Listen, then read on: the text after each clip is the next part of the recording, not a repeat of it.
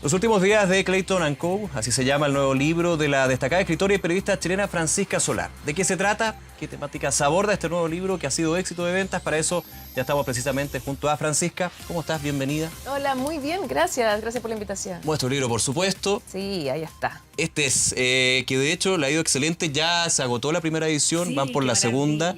Sí. Y para quienes nos están viendo hasta ahora, ¿de qué se trata? Porque ya íbamos a estar comentando un poquito. ¿Es un cambio y una inflexión también con lo que ha sido tu línea de escritura en el último tiempo, con los últimos libros que has tenido? Sí, claro, es mi libro número 11, pero en rigor es mi primera novela adulta. Ya. Entonces sí, efectivamente es la primera vez que escribo directamente para ese target.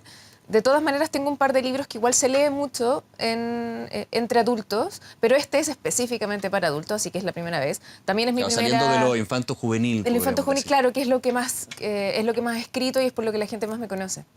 Y esta novela en particular también es mi primera novela de terror histórico. Específicamente terror histórico también es la primera vez que incursiono en esto y me tiene muy, muy contenta. Sin contarnos el libro, cuéntanos un poquito la primicia, digamos, porque aquí entras al suspenso, a lo policial, pero también enmarcado en la historia, que siempre son elementos que en una novela le dan harto atractivo. Sí. Bueno, la novela está ambientada en Chile en 1889, fines del siglo XIX. Y la historia está centrada en un estudio de fotografía de inmigrantes en Chile en esos años, en ese tiempo. Y la particularidad de este estudio fotográfico es que se dedicaban a la fotografía mortuoria o a la fotografía post-mortem, que era una práctica muy habitual en la segunda mitad del siglo XIX, que era fotografiar a los muertos pasándolos por vivos. Es decir, se tomaba el cuerpo, digamos, una persona generalmente estaba recientemente muerta, entre 24 y 48 horas, y a esa persona se le vestía con sus mejores ropas, se maquillaba, se peinaba, etc. Y se posaba, se ponía esa persona generalmente sentada, también podía ser de pie, y se le hacía posar con su familia, con miembros de su familia, y se sacaba una foto. Entonces, la persona muerta aparecía en esta foto familiar generalmente, entre vivos, y estaba tan bien maquillada, tan bien artificiado todo, que parecía que no estaba muerta. Entonces, la fotografía mortuoria es como, en muy chileno, es como el arte de pasar piola al muerto, Claro, tal cual. que sea más vivo que los que realmente están vivos. Y en la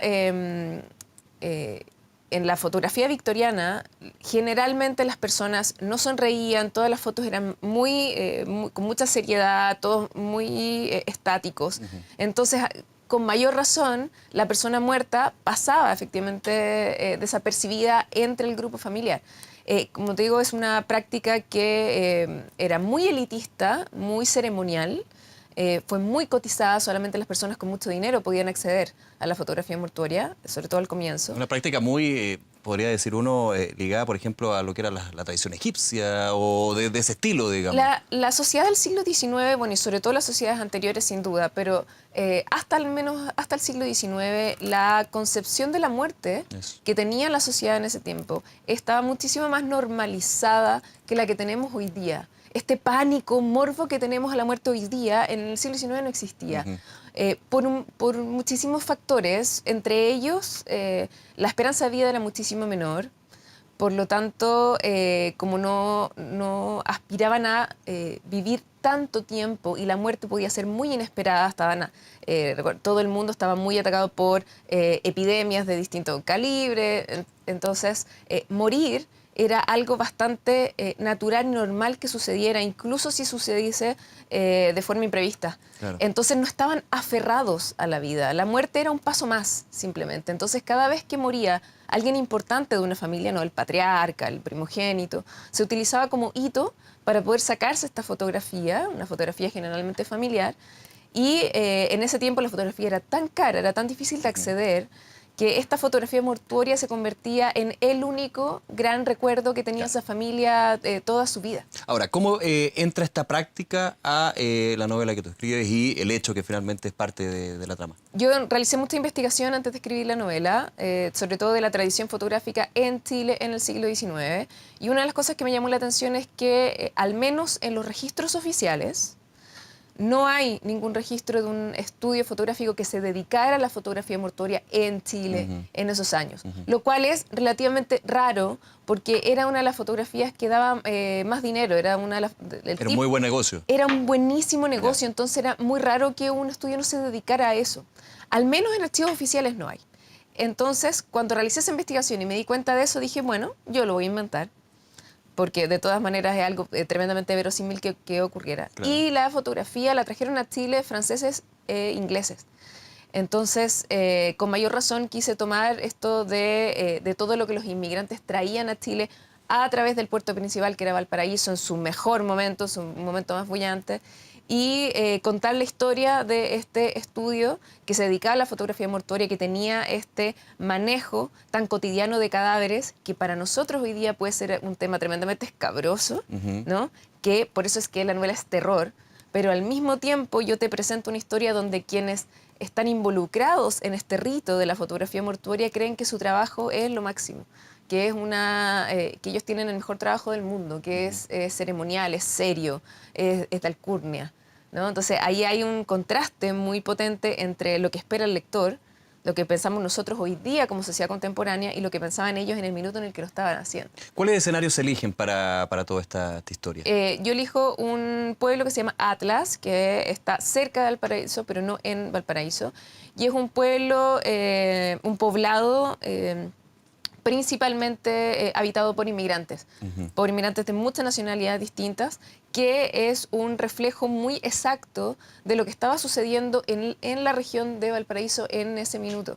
Recordemos, como te decía antes, que Valparaíso era el puerto principal del Pacífico. Ahí llegaban los vapores con las mejores mercaderías, con todas las personas que llegaban específicamente a Valparaíso. Había algunos vapores que venían directo de Londres, etc. Entonces, Valparaíso era una ciudad rica en ese minuto, claro, y una ciudad con miles y miles y miles de inmigrantes de muchas nacionalidades distintas, británicos por sobre todo, pero de muchas otras nacionalidades. Y esa multiculturalidad pesó muchísimo en Valparaíso en ese minuto y su legado llega hasta el día de hoy. A veces se nos olvida que Chile está conformada en muchos momentos de nuestra historia, conformada por la cultura que llegó de otros lados.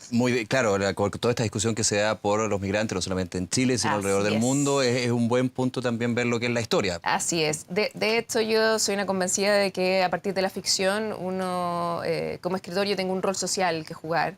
Y una de las cuestiones que a mí me gustaba de esta historia que estaba creando era poder demostrar, porque yo no lo inventé, demostrar que la cultura inmigrante es tremendamente importante, lo ha sido siempre en la formación y el desarrollo de la cultura chilena. Siempre ha estado presente. Siempre ha estado presente y si bien, por supuesto, Los últimos días de Clayton Co. es ficción, sí está cimentada en un estudio muy acabado de la realidad de Chile a fines del siglo XIX y ahí están todos los detalles.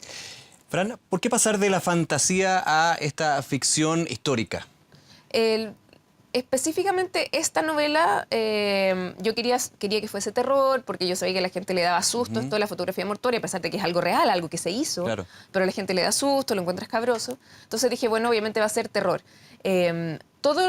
Muchos de mis libros anteriores a eso seguían una línea muy parecida. Ciencia ficción, suspenso, misterio. La verdad es que de todos mis libros, uno solo es fantasía. Claro. Ninguno más. Entonces, cuando uno escribe infantil y juvenil, pareciera que fantasía es como el género habitual o es como lo que los niños más leen. Uno piensa que la concepción del rango etario finalmente lo único es fantasía, pero exacto, son bastante más abiertos. Exactamente. Yo tengo, de hecho, mi último libro juvenil que sale ahora muy pronto es terror de nuevo y es terror adolescente. Entonces, la verdad es que yo siempre escribo en los géneros que más me gustan. Fantasía no es el que más me gusta escribir. Entonces tengo muy pocos libros sobre eso. Tengo mucho más, como te digo, ciencia ficción, suspenso, terror, por supuesto. Y me encantaría seguir escribiendo terror, me encanta. Los últimos días de Clayton Co. entonces ya en su segunda edición, así que sí, a aprovechar una historia, la historia también, Valparaíso, ya un escenario maravilloso entonces para esto. Mucho éxito, Francisca Solar, y muchas gracias por acompañarnos. Muchas gracias a ustedes. Que esté muy bien.